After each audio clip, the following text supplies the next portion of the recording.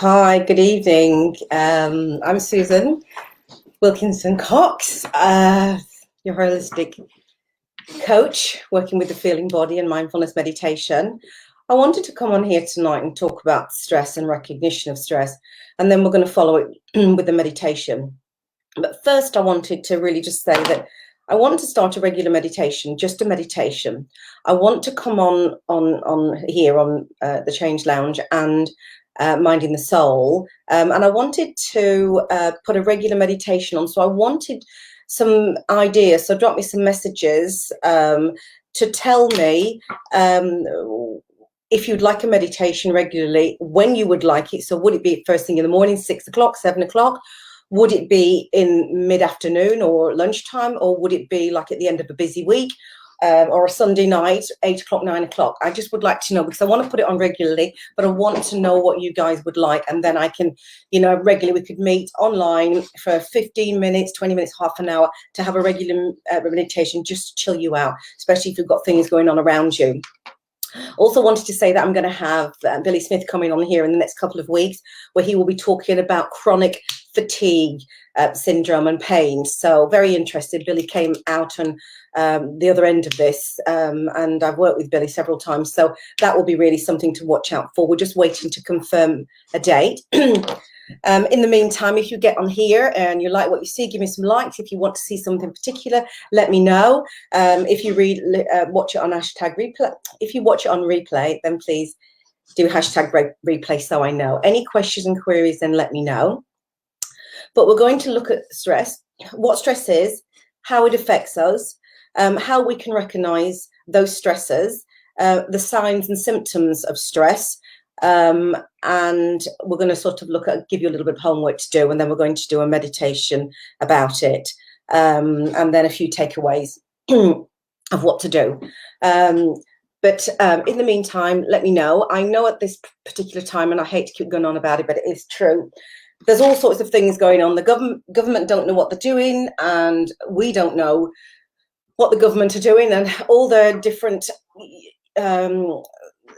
press briefings and the information they tell us conflict each other and contradict each other, in my opinion. That's the reason I don't watch the news.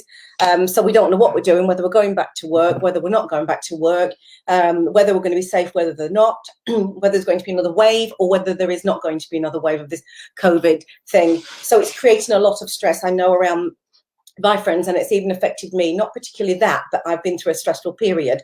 So I just wanted to bring up a little bit about it. And as a holistic coach I work with a lot of people, and a lot of people have stress. But when I get to see them, I get to see them afterwards, when they've become ill because of all of the stresses that affect them in their life. And because they've not been able to recognize those stresses, they've not been able to do anything about it, because they just don't know what to do with it. They can't see what's going on. So I'm hoping that tonight will help in some kind of way. So at least then you can get some help early on, or, talk to somebody, or whatever, all the things I'm going to recommend to do. So what I say is, a little bit of stress and a little bit of pressure is good for us. Sometimes I've done my best work when I'm under pressure to get that deadline done. A lot of students at school, university will say the same thing. So that is good.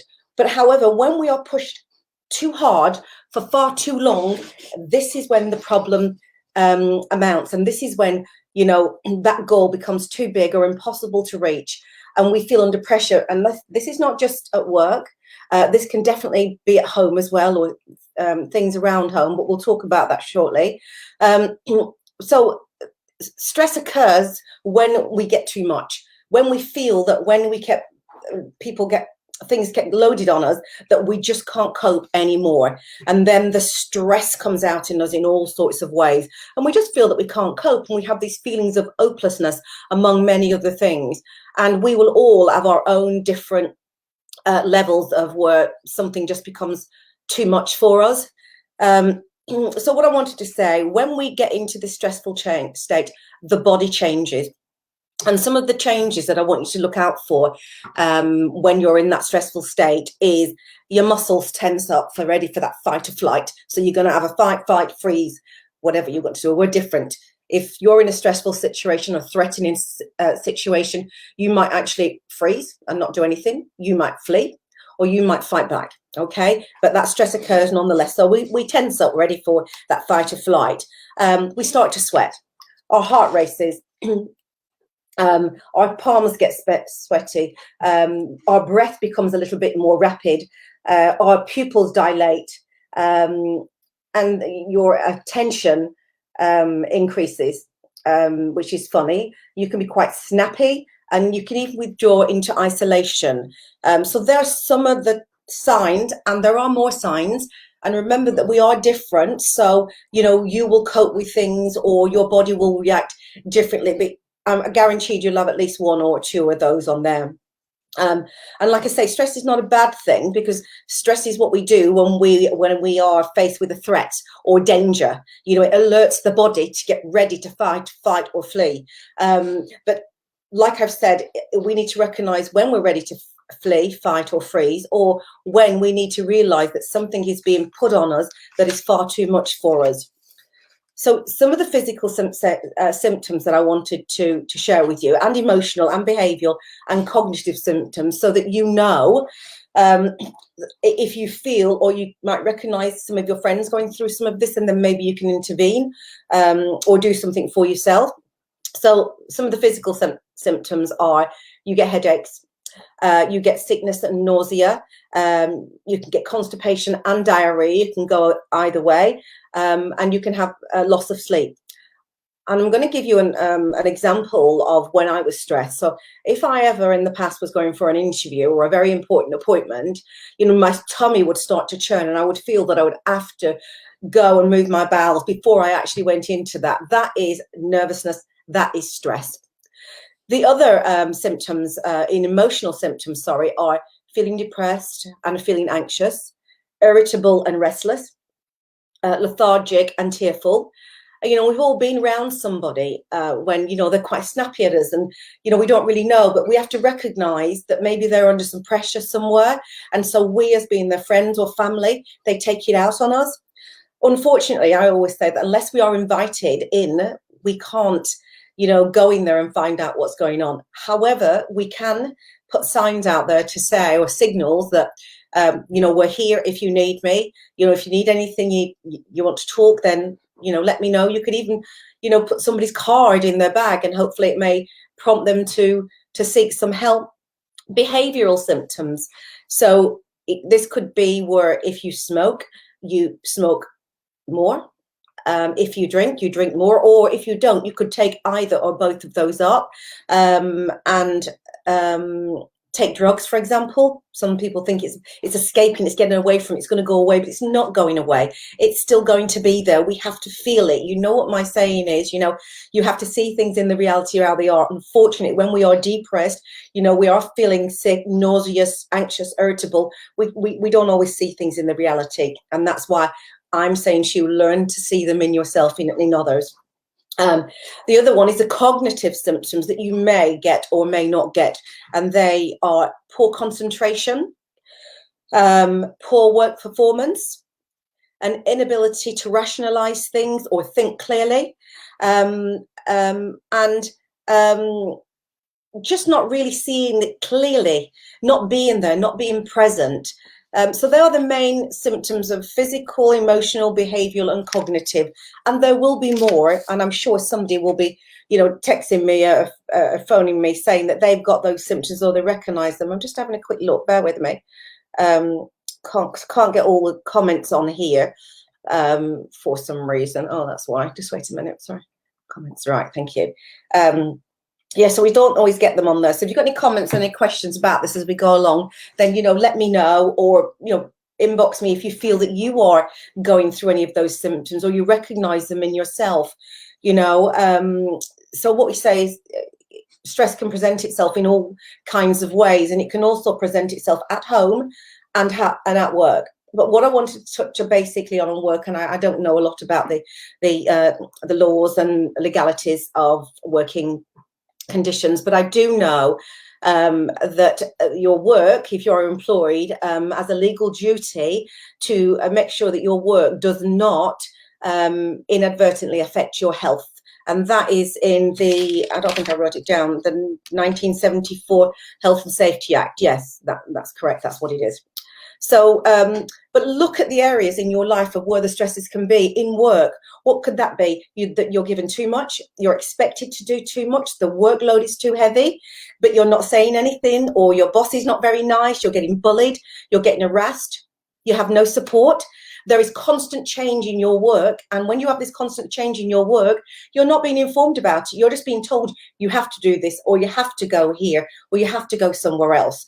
You know, this can be very stressful for somebody. I know now we're in these times, all work conditions are very different, and I know in a particular work group, everybody's desk has been cleaned, all their items have been removed, all their items have been put in a box with a number on, and when they go back into the office, they just have to phone in, get a number, and they'll get a desk number, which may not be in their office and may not be with their colleagues. And to me, that is so stressful, so very, very stressful. So you've got to see stress in different ways and open your eyes and really get to recognize what's going on and within your environment, whether it's the work environment or the home environment. So again, I'll repeat that. Too much work, expectations are not realistic. There's bullying issues, deadlines are unrealistic. There's no support, and there's constant change. They are some of the stresses in work. Home stresses could be the death of a loved one, a relationship or family problems, moving home, redundancy, and ill health. And what I will say now, I've learned already of 3 people that have been made redundant. So there is a lot of pressure and stress. Another friend of mine has actually been trying to get a new job, and she did get through to an interview, but there's 200 applications. That in itself will make you feel like I'm never going to get a job, because there's far too many people now looking for jobs. So all sorts of things build up, but we all react differently. But what we need to do is learn to recognize those physical sensations in the body, the physical stresses that start appearing, so that, you know, you can get to see them early on and get help, you know, whether it's from a GP, whether it's from a coach, a counsellor, or from a friend. You know, it doesn't have to be a professional. Your friend may then, you may benefit from just speaking to your friend and letting out, you know, how you're feeling and what is going on with you. You may not be able to see the clearer picture because you're in the fog, but he or she may be able to decipher that for you and clear away that fog and let you see things in the reality how they are, so you can make informed decisions for you. And of course, there's always your GP. Okay, so yes, I talked about the Health and Safety Act 1974, where your employer has a duty to ensure that you are not adversely affected by your work. Okay, so that's in control. Are you in control of what you're doing? Are the demands becoming too much? Are they supporting you? Is your role, what was on your job description, are they putting more and more onto you? Is there constant change, or is the change never discussed or talked through or presented in the right manner? Are your relationships at work good with your boss, your colleagues, or is there somebody there that's causing stress for you?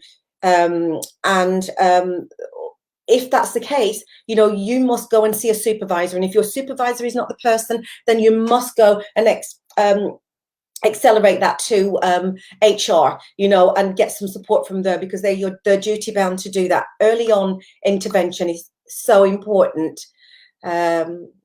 Right. Hi, Kerry. Thanks. Kerry's just come in. She's just said she's been furloughed for a long time, actually, and she's not happy going back into work. So tell me why, Kerry, you're not happy going to work. What's the fear there, or what's making you feel unhappy? And anybody else, you know, let me know. I'll check my phone to see if there's comments on there as well in a minute, but it's hard to say. All right. Okay. Yeah. All right, yeah, I'll have a look at that in a minute. So the other thing I wanted to say is that home stressors. What are your home stressors? And do you take your stress from home to work, and do you take your stress from work to home? So they can intermingle and cause even more stress, so it becomes an even bigger ball that you don't want to face, you know, and you find it hard to manage. So when you're at home, you know, eating, we can overeat, but, you know, we can eat. So we can overeat, we can overdrink, we can oversmoke, we can do all those things. But equally, to kind of manage those stresses, if we look at our diet and make sure we're eating nourishing foods, you know, that nourish our body and benefit, and food that we enjoy rather than just junk and stodge that makes us feel awful afterwards, that we're exercising. I'm not asking you to go on a 25-mile bike ride like me. What I'm saying is go for a walk around your park, go down the street, be with nature, go swimming if that's what you like, whatever it is you like, netball. There's 101 things, but you don't have to exert yourself at all. You know, what's to drinking, what's to smoking, and talk to people. Yeah, Kerry's just said that she actually feels unsafe. A lot of people, Kerry, experience that they feel unsafe about going into work, for sure. You know, the distancing, and there's obviously all the talk about another wave of, you know, this going on. So, and with winter coming along, people are even more frightened. So I don't know the answer, but I get what you're saying. Yeah, somebody's saying that they undereat and overdrink. Yeah, absolutely, you do. When you start drinking more, you forget the food. You don't enjoy the food as much, you know. So what I encourage you is to just have a little look at that, and maybe force yourself, you know, just cut the drink out just a little bit. You know, it works. What else was I going to say to you? Is here, talk to somebody. Do not keep it inside yourself, because if you keep it inside yourself, you will implode, and then mentally you will be more depressed. Or, you know, you will explode at some point when you've just had enough, and people go, what's wrong with him or her?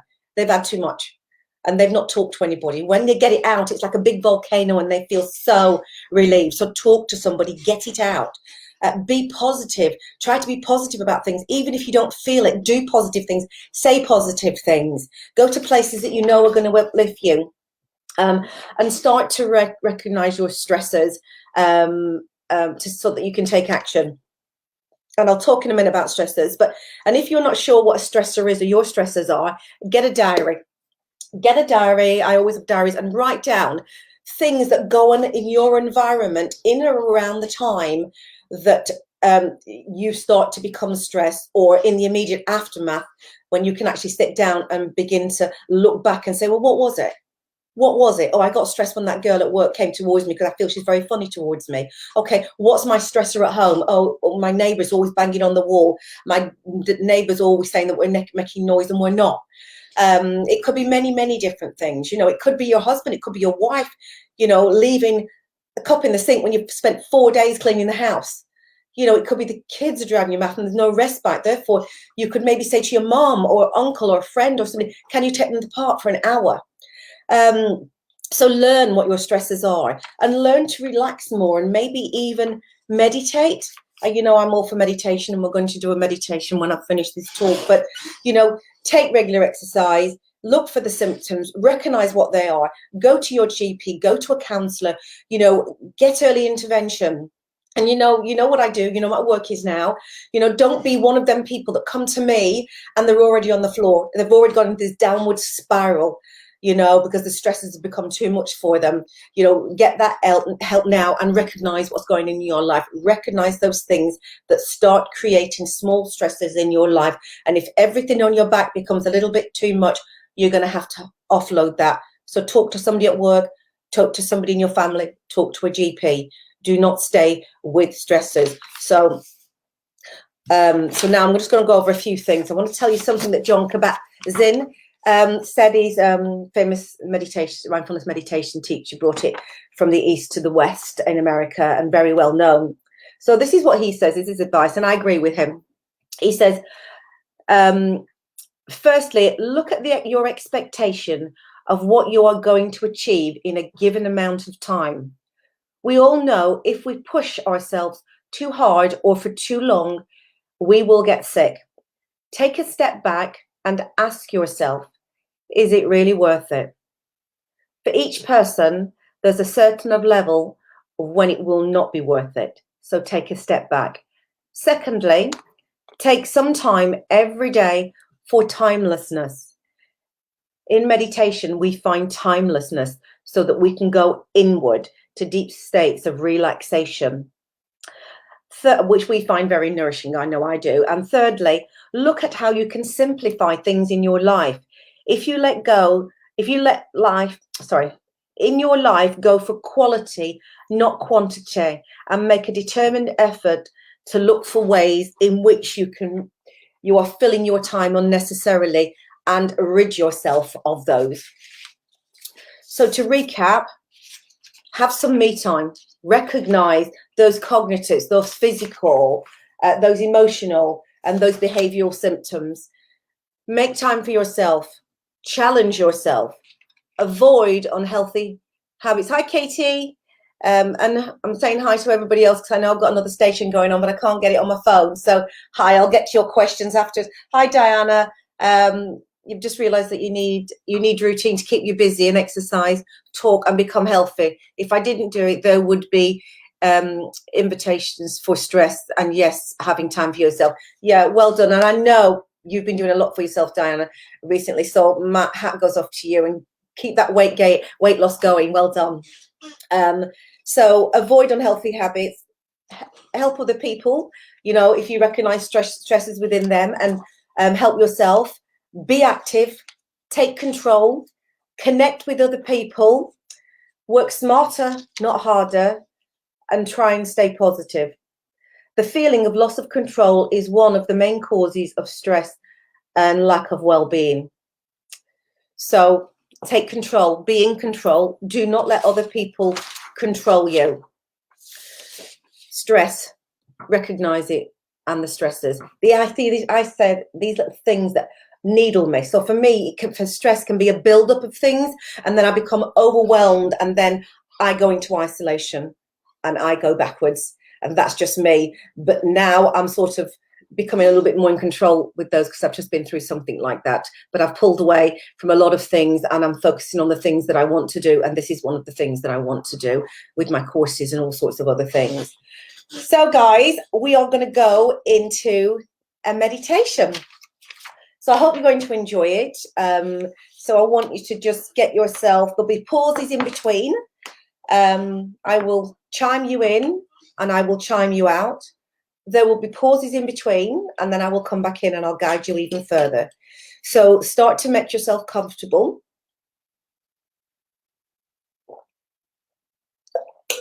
And like I say, any questions with stress or any help I can give you, then please let me know. So make yourself very comfortable.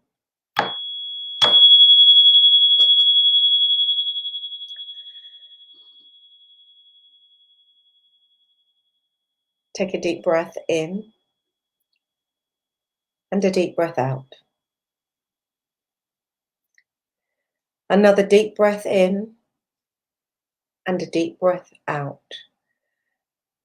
And on the out breath, just let go of all the stresses of today. Keep breathing in and out, allowing your breath to find its own rhythm. And close your eyes.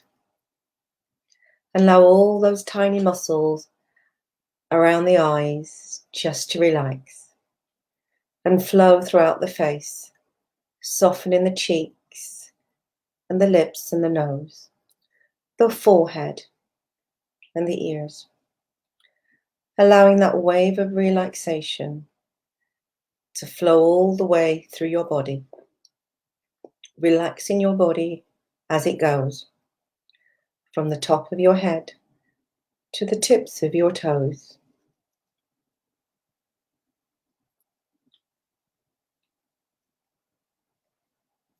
Feeling the breath as it enters through your nostrils. Feel the cool, warming, gentle breath as it travels into your lungs. Fill the lungs with a deep inhale, and on the out breath, release all the toxicity, the stress from your day. Just let it go. Breathe in and inhale energy, vitality, love and life force. And breathe out toxins, negativity, and all the stresses of today. Just feel them just drain away. Stay with the breath as it rises and falls, focusing on the feeling of deep peace. Breathe in peace. Feel peace. Feel at peace. Feel the stillness within your body and within your heart, and accept this time. This is your time. This is a very special time when no one will disturb you, when you can just simply be and release all of that stress, the strains of this day. Just let it go. There is nowhere else to be, just here in your time. Allow your breath just to breathe in this stillness. Feel the vibrations of energy, of peace and love and relaxation as you breathe in and as you breathe out. Just become aware of how relaxed you are and still you are as your body sinks further into the chair beneath you, or into the floor if you're lying down, or the bed. Become aware of any sensations in your body, any tingling sensations, or any sensations of discord. And just bring peace and warmth and love to that area of your body as you breathe in and out of that area. And as you breathe in and out, just notice how those sensations or discords dissipates, moves, softens, or goes away. Continue with the breath, allowing it to find its own gentle rhythm. And sometimes it will feel like you're hardly breathing. That's the stillness.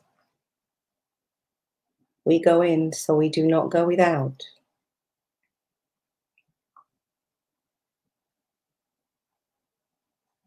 Notice how you feel right now. Notice how deeply relaxed you are. Allowing yourself to relax even further with each out breath. Feel the heaviness of your body on the chair or the floor beneath you. You may even feel very light, like your body's not even there. Just accept whatever's there. And see if you can open your heart and flood the love and compassion from your heart into the whole of your body. Being compassionate and kind to yourself.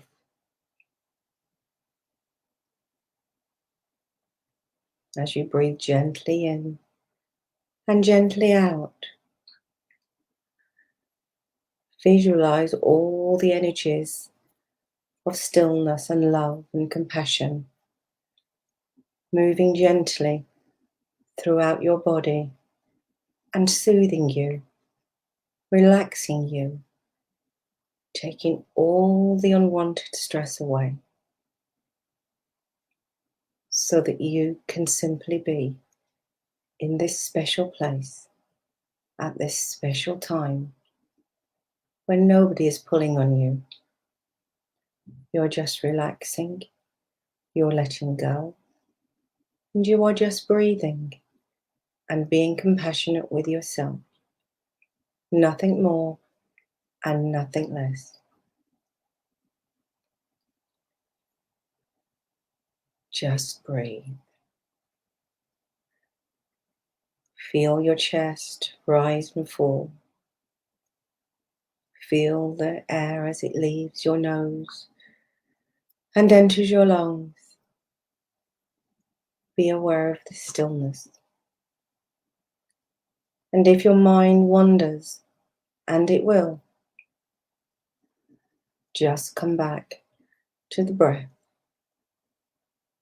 and this state of relaxation. There is nowhere to go. There is no state to be achieved. This is just about you healing, relaxing, and releasing. Stay with the feelings of warmth now and love.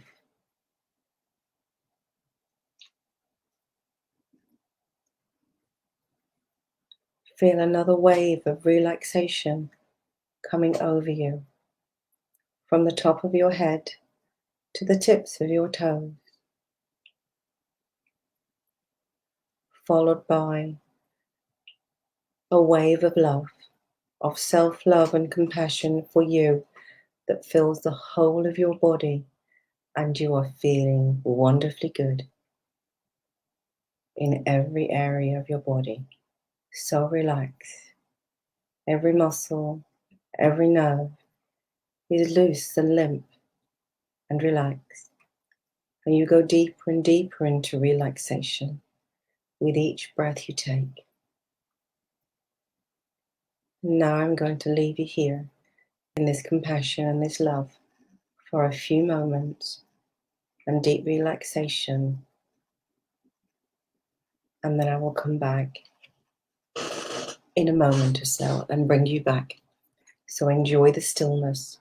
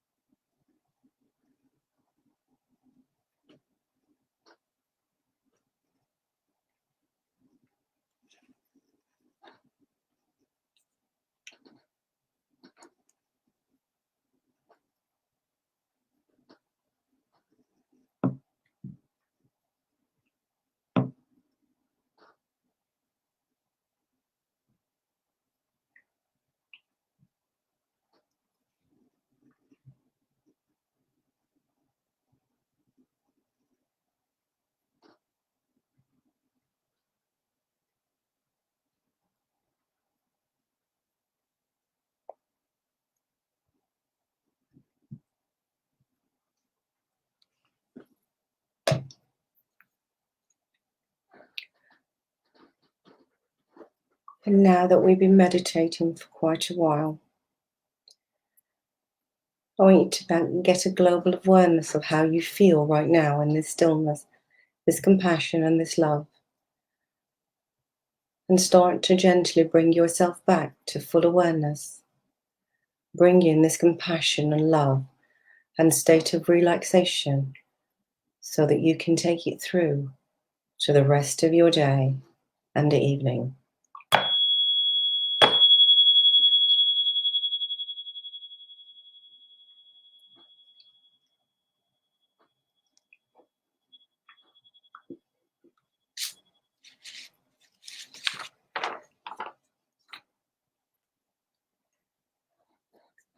So, ladies and gents, I hope you've enjoyed the talk on recognizing stress. If you've got any questions, then please let me know. Be gentle with yourself after that meditation.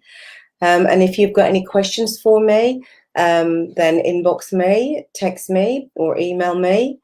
And just a reminder that I'm going to be putting on a regular meditation, just a meditation, nothing more, 15 to 30 minutes, once a week at the moment. And it will be a time, I'm not sure of the time. I want you to come back to me and give me some ideas. Do you want a Monday morning, a Wednesday morning? Do you want 6 o'clock in the morning? Do you want 7? Do you want 12 noon?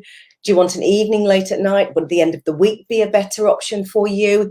Give me some ideas, because I'd like to kind of go with the majority. If not, we'll be flexible, but hopefully we can. But thank you for listening tonight on Talk Tuesday. I love you all. I thank you for your support, and look forward to what is to come, which I'll be putting up very soon. And for all you lot watching, and give me a few likes, give me a few love hearts. And for those that are watching on replay, give me #replays. Give me some feedback. Let me know what you think. But thank you for your comments so far. I love you all to bits. Have a wonderful evening. Until tomorrow. Love you.